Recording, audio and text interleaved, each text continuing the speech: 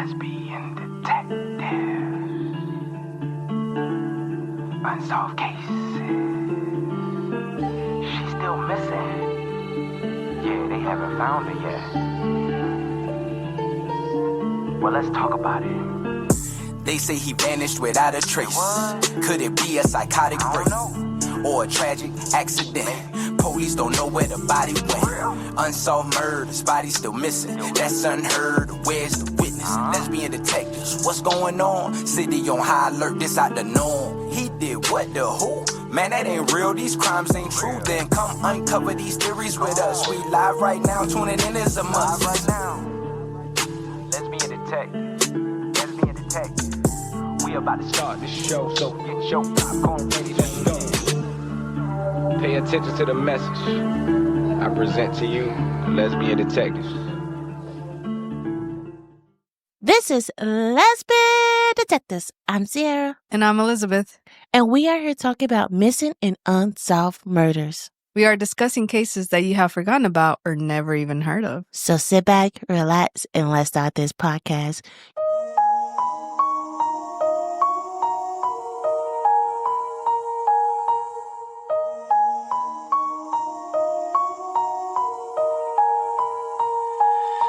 Welcome back, everybody. This is a new week and a new episode. Yes, Queen. This is our last episode into the big Halloween episode. And Ooh. I am excited. I'm excited that Halloween is on a Friday because I feel like when it's on a Friday, you can do so much more. Like my daughter, she's going to be tired. I already know she's going to sleep so good that night. I'm going to be tired. She has a Halloween party at school. She going to trick-or-treating, and then she's going to another Halloween party. She's going to be lit off of candy. Then it's the night I'm going to just give her candy, a lot of candy, because I want her to stay up a little bit longer. And we can get litty without having to go to work the next day. Right. So it's like, it's a win-win situation. And the party is like 4 minutes from our house. Our daughter, her costume came in. It was like big, but we're like, look, we're just going to fix this up for her and call it a day. I cannot wait for you guys to see our costumes. I'm excited. My wife, she has 2 costumes. I don't know if you want to tell them not our couple costume, but like your other one. So at work, my work family, we are doing Powerpuff Girls. Mm-hmm. I did not want to dress up as a Powerpuff Girl. There's 3 in my team, including me. So I convinced somebody else to dress up as the 3rd Powerpuff Girl, and then I'm going as Mojo Jojo. Mojo Jojo. In Spanish, it's Mojo Jojo. Moho. And I'm not dressing up with nobody else because I work from home. So, and my daughter, she's leaving me for school, so I can't even do something with her. But I mean, just wave at the neighbors, be Michael Myers, and just kind of not doing that. Kids. And I watched a good documentary, and I feel like it's all over TikTok. The Perfect Neighbor. Which is weird because you did not like documentaries. I do not like documentaries at all. We all know that. Your age is showing. Really is. But that one made me cry. I don't really cry with shows. You can ask my wife, but I was crying my eyes out. But then I had a daughter that kept coming to me, Ma, open. I'm like, girl, don't you see me crying? Like, let me cry in peace. I'm over crying because this lady's lost her life. And it's a good documentary. So I give it a 10/10. I might do a little something on the podcast for it. Well, not a podcast. I might talk about it on my True Crime 1 Minute. But AJ, may you please rest in peace. Yes. And Susan, catch you outside. This case right here is actually a case suggestion, and we are shouting out Unexplained Ram. And they're a podcast. I will have their information in the description below, so please go check them out. If you into spooky podcasts, they are your people.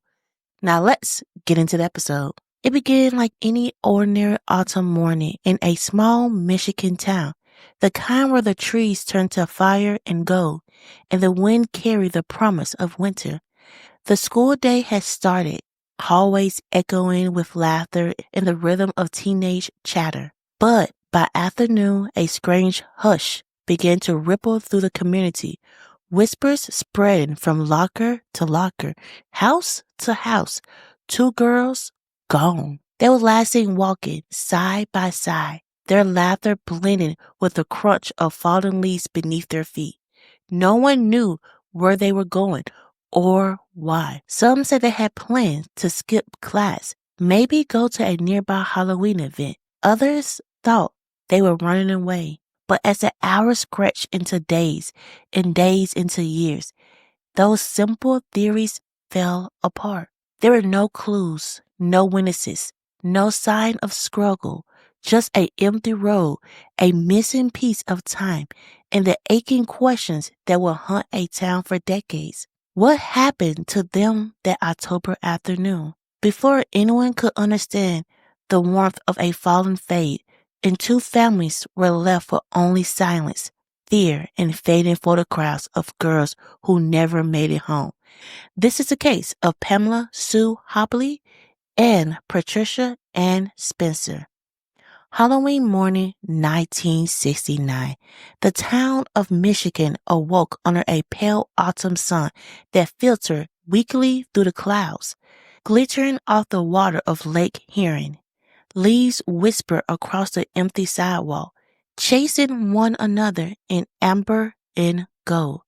The air carried the particular chill of late October, sharp, electric, and full of restless excitement that comes before a night of mass laughter and secrets. For most, it was just another Halloween, but for two teenage girls, Pamela Sue Hobley and Patricia Ann Spencer, it would be their last day ever seen alive. Pamela Pam Hobley had just turned 15 that spring, born on May the 25th, 1954 in Florida. She was the oldest of four girls, Becky, Betty, and the youngest, Mary. Her father, Edwin, served in the U.S. Air Force, and the family moved often from base to base before finally settling in Michigan in 1963. By the time Pam reached high school, she was well-liked, outgoing, and desperate to fit in. She loved music, parties, and being part of the popular crowd. But beneath a confident smile was a teenager struggling to find her footing. Her parents' divorce in 1968 had hit her hard. Pam rebelled, skipping school, drifting from class to class, chasing the kind of excitement that could be briefly drown out the ache at home. Still, there were signs that things were changing. Pam had recently got engaged to her boyfriend, Jim. She began to talk about growing up, settling down, maybe even starting a new chapter. Her mom, Lois, saw a spark of maturity return to her daughter, a calm after a long storm. That Friday, October 31st, 1969, Pam was full of plans. She wanted to attend the high school homecoming football game and later a Halloween party where she would meet up with Jim. She begged her mother to let her go, and after much pleading, Lois finally gave in. That morning, Pam dressed with care. She wore a plaid skirt, a white intimate fur coat edged with brown, and high-heeled shoes with white socks. She was ready for the day and promised fun, freedom, and the kind of memory every teenager longed for. Patricia and Patty Spencer, meanwhile, was a different kind of girl, 16 years old, born on January 10, 1953. She was more reserved and dependable, the kind of student teachers trust and classmates describe as kind and thoughtful, with brownish blonde hair, blue eyes, and a quiet grace. Patty stood around 5'3" or 5'4" and weighed between 120 and 140 pounds. She had a scar on her leg, that reminder of a childhood dog attack, one of the few marks on a otherwise gentle life. Patty usually wore glasses, though she didn't have them on that day. Her outfit was neat and modest, a brown pullover sweater with a matching skirt, high-heeled shoes, and a gray-green plaid jacket. Around her neck hung a simple necklace with a peace sign, a small symbol of the world changing around her. Patty wasn't one to skip class, But on that Halloween morning, for reasons no one will ever fully understand, she and Pam crossed paths and made a fateful decision together. Though they weren't close friends, more like acquaintances who shared mutual circles, something that day drew them into the same orbit. At high school, students recall an unusual disturbance. Some say it was a fire drill. Others say it was rumors of a bomb threat that led to an early evacuation. Somewhere in that confusion, Pam and Patty were seen together in the school bathroom, whispering plans to leave. A third girl was meant to join them, but changed her mind at the last second. She'd been caught skipping before and couldn't risk it again. It was a decision that will haunt her for the rest of her life. Pam and Patty slipped out sometime during the day. No one saw them leave the building. No one stopped them as they walked out the door and disappeared into the crisp October air. Later, a classmate will come forward claiming to have seen the two girls walking along River Road, a long tree-lined stretch that led toward downtown. Whether they was hitchhiking or simply walking home, no one could say for sure. But that sighting would become the last confirmed glimpse of either of them. As darkness fell, the world moved on. Children dressed as ghosts and witches roamed the streets with candy buckets. Porch-light blinked on one by one. Inside the Hobley home, Lois was getting uneasy. Pam hadn't come home to change for the party or the game, though she promised she would. When her daughters returned from trick-or-treating, Lois began calling around friends, neighbors, and even Jim. No one had seen her. Then she learned that Patty Spencer was also missing. At first, everyone assumed the two girls were together. As the hours scratched past midnight and neither returned, that assumption turned to fear. When the sun rose over Oscada on November the 1st, 1969, the streets were quiet. Halloween decorations still clung to the windows, paper ghosts and skeletons fluttering in the wind. But beneath the festive remnants of the night before, a sense of unease began to take hold. Two girls, Pamela Sue Hobley and Patricia Ann Spencer, had not come home. At first, it didn't seem like a crisis. Teenagers stayed out late. Sometimes they crashed at a friend's house, lost track of time, or simply wanted to assert their independence. But by morning, when neither girl had returned, when no phone call came, no friend reported seeing them, the worry in both families began to twist into something darker. Lois Hobley was the first to call the Oscada Police Department. She was frantic. Her voice was shaking as she explained that her daughter, just 15, had vanished without a trace. The dispatcher's response was detached, almost casual. "They're probably just runaways, ma'am." The single phrase, runaways, would shape the entire investigation for years to come. In the late 1960s, police departments across small-town America rarely treated missing teenagers as urgent cases, especially if they were girls. Authorities assumed rebellion or romance, not danger. And so the initial hours, the most crucial in any disappearance, slipped away unnoticed. When Lewis called every friend she could think of, Patty's family was doing the same. When they realized both girls were missing, it confirmed what everyone suspected. They must have left together, but why? Neither girl had packed a bag. Their purses, identification, and personal belongings remained at home. Patty had left behind her glasses, something she never went far without, and neither of them had taken any money. Still, the police clung to the runaway theory. One report claimed the girls might have hitchhiked out of town. Another suggested they were headed to Flint or Detroit to start fresh. But for those who knew them, their mothers, siblings, and friends, none of it made sense. They weren't girls planning an escape. They were girls planning a night out, a football game, a party, a date. In the early weeks, a man came forward claiming he'd given 2 girls a ride, matching Pam and Patty's descriptions. He said he dropped them off in downtown Oscada. That tip would remain one of the few concrete leads in a case filled with rumors and shadows. In 1985, another tip reignited hope. Someone alleged that 2 local men had killed the girls and buried them near an old barn where teenagers often gathered to drink and party. A search, decades later, aided by cadaver dogs, turned up nothing. No bones, no clothes, no trace. Still, the families refused to let the story fade. Pam's mother, Lois, couldn't bear to part with her daughter's memory. For years, she kept Christmas presents tucked away in the basement, waiting for the day Pam might come home to open them. Eventually, heartbreak forced her to give them away, her hope dimming but never truly dying. Mary, Pam's younger sister, grew up under the long shadow of that disappearance. She and her husband still traveled to Oscada every summer, retracing the steps her sister took that fateful day.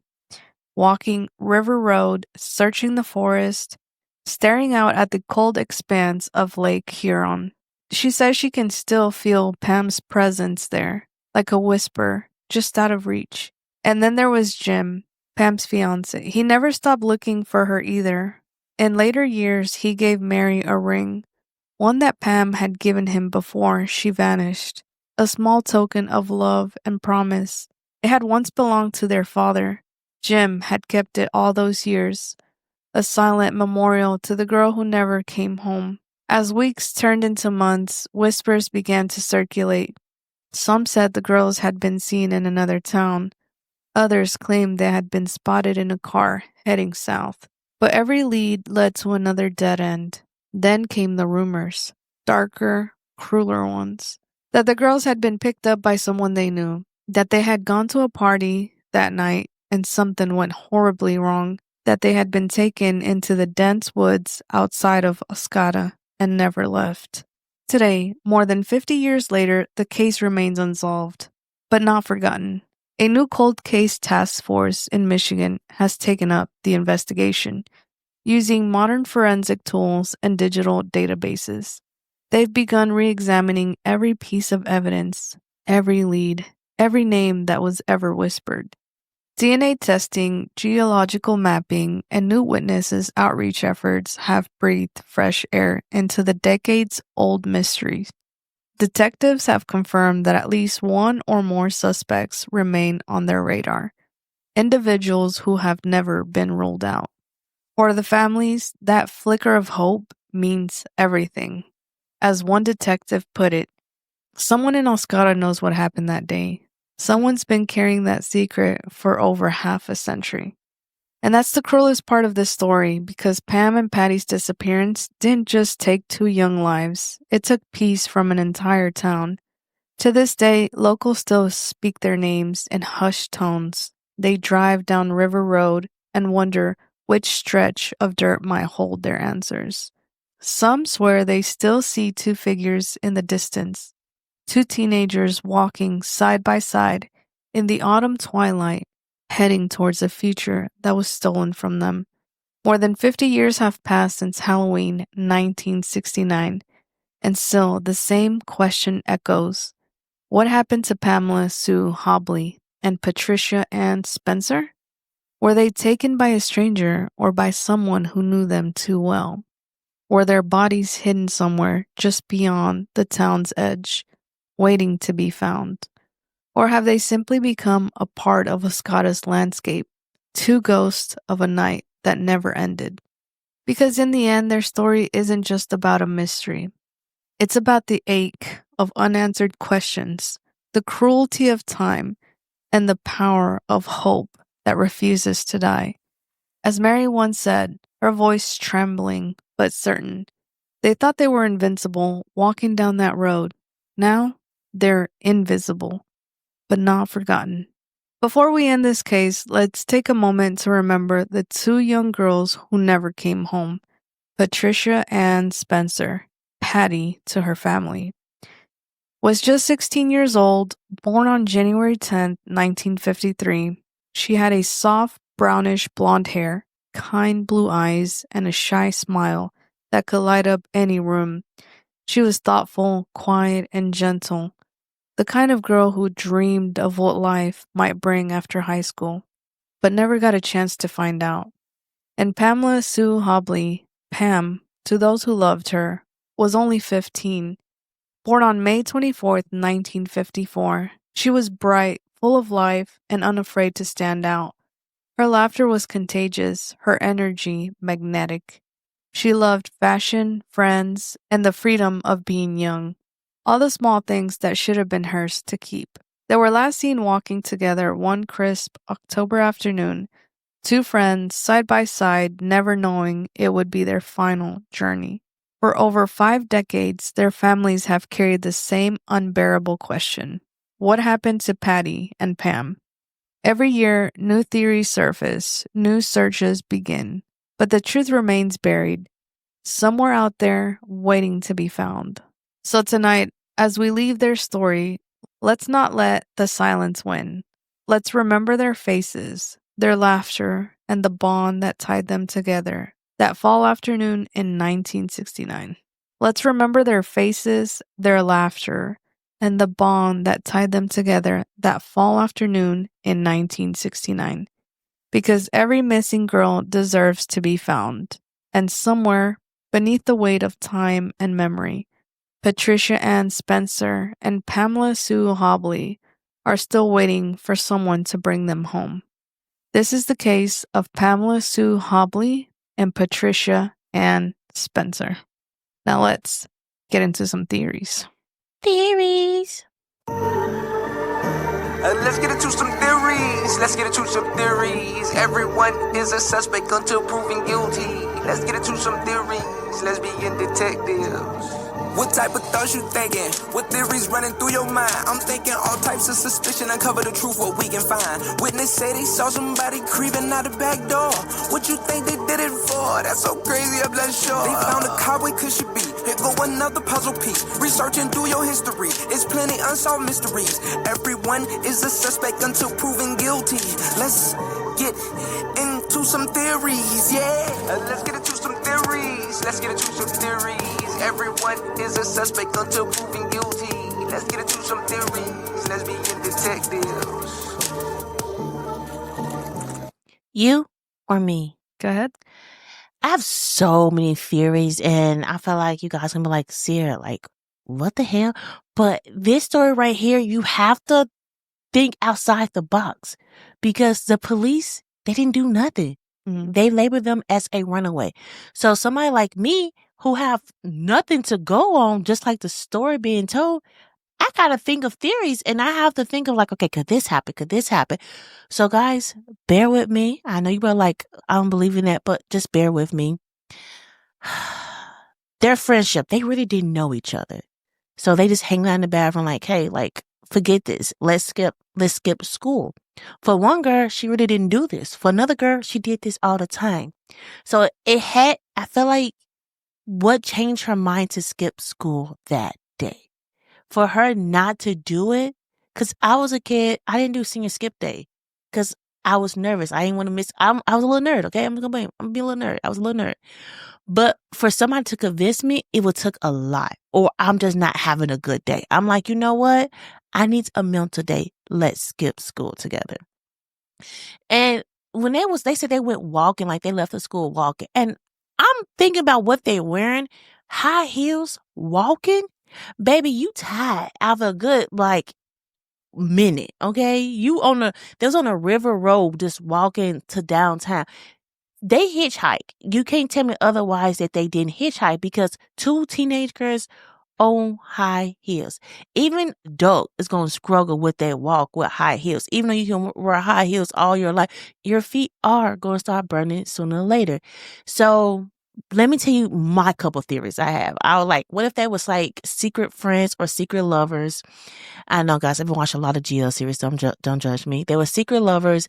Jim find out. He unalived them. That was one of my theories, right? Because I had a lot to go on. They hitchhiking, and the man who said that they picked them up, everybody say he was clear, but I don't give a care if somebody's clear or not. I'm still looking at them kind of weird. Like, okay, you see two teenage girls hitchhiking, you gave them a ride.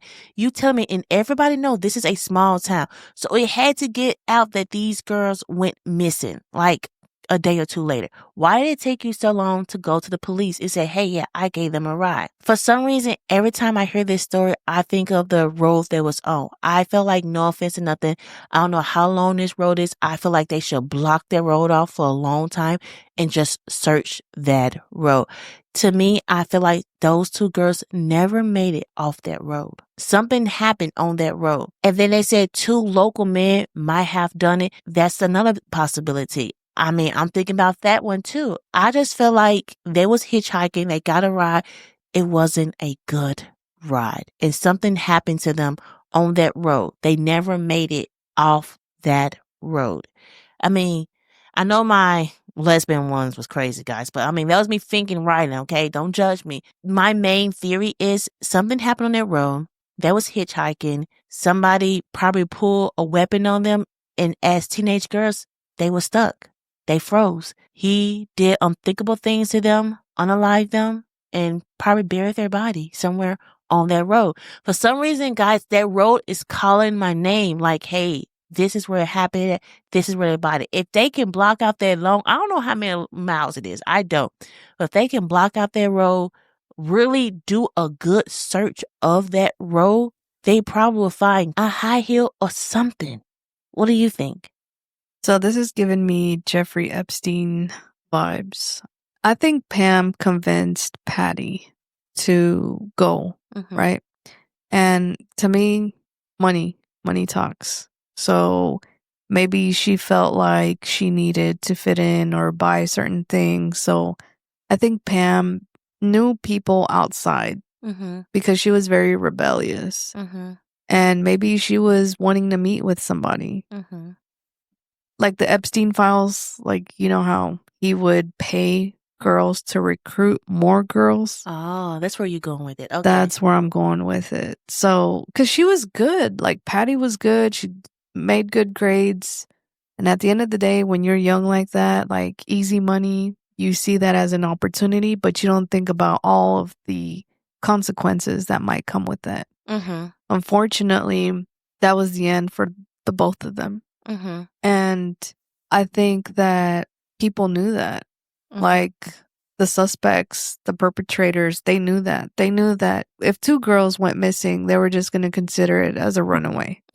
Even now, like, women are still fighting for their rights. Speak. Unfortunately, some people don't see their worth and they just want to exploit them. So that's kind of the vibe that I'm getting from this case is they were exploited, maybe offered some money or something, you know, that would convince them, hey, you know, meet up with me. And then, unfortunately, that was the end for them. Let me go off your theory a little bit. So you saying Pam was told Patty, like, hey, like, let's skip school. Recruit, yeah. I got this older friend that, you know, you can get money from. They can help you out. Patty was like, she probably questioned a little bit. I'm thinking about her. She probably questioned, like, you know what? Forget it. Let's do it. Do you ever think they went on that road or they just went to the person's house or the person actually picked them up? Because I can see that Pam did go through a bad stage. She probably met some bad friends and she probably was still friends with them. We don't know. Like sometimes it's hard to get away from your bad influence because they would keep coming back. You could say like, hey, I am done with that lifestyle. Like, you know what, girl? Like, come on. Like, it's no big deal. Let's keep hanging out. Let's keep partying. But you know, like, it's not a good idea. I'm still with my hitchhiking idea. Sorry. Okay. I don't know. I just feel like them heels. I'm stuck on them heels. But let us know, what do you think? What happened to these two teenage girls? And this is our last little Halloween episode before the big Halloween episode. And I'm so excited. And you will see our costumes. The guessing, you still give me your guess. I cannot wait to hear your guesses. You will probably see our costumes on the YouTube episode when it drop, but we will be posting pictures on our TikTok, Instagram, even our personal ones, because Halloween, it seems like it's my daughter's favorite holiday. I mean, she only little, but I'm so tired of hearing trick or treat. But we are on all podcast platforms. We are on YouTube. We are on all social medias.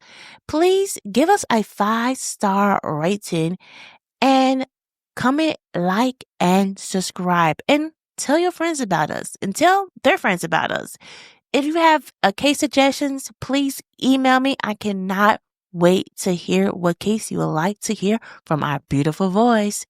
Thank you again. And don't forget, this is Lesbian Detectives. I'm Sierra. And I'm Elizabeth. And don't forget, everybody's a suspect. Till proven innocent. Bye. Lesbian Detectives. Unsolved cases. She's still missing. Yeah, they haven't found her yet. Well, let's talk about it. They say he vanished without a trace. Could it be a psychotic break or a tragic accident? Police don't know where the body went. Unsolved murders, body still missing. That's unheard. Where's the witness? Lesbian detectives, what's going on? City on high alert, this out the norm. He did what, the who? Man, that ain't real, these crimes ain't true. Then come uncover these theories with us. We live right now, tuning in is a must. Right now, Lesbian Detectives. Lesbian Detectives. We about to start the show, so get your popcorn ready, let's go. Pay attention to the message I present to you, the Lesbian Detectives.